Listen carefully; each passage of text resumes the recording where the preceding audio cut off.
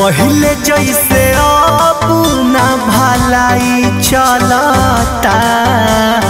ए राजा 4 दिन सबर करी।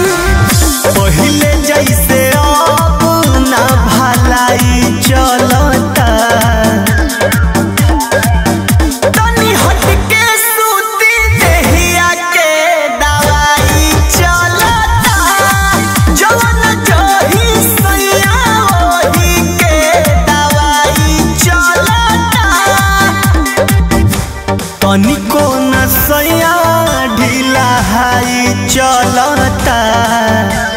मान जाए ना। तनी हट के सूती देहिया के दवाई चलता। जवन जही सैया ओही के दवाई चलता।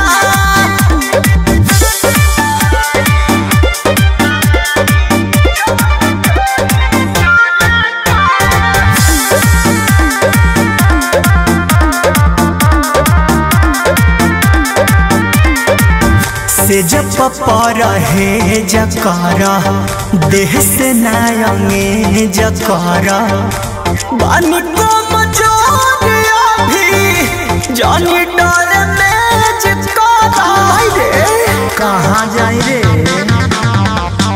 से जब रहे जकर देह से नायंगे जकर बानी को मजोरिया भी जानी बात बुझता रे कमाई गलता।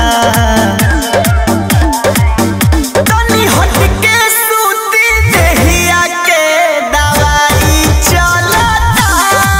जवन जही सैया ओही के दवाई चलता। कपसूल खातनी राजा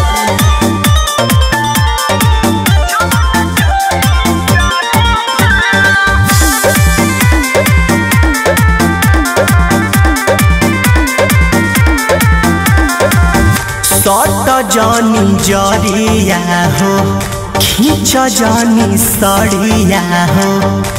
बोलो बिशुनपुरी जानी कर बरिया हो।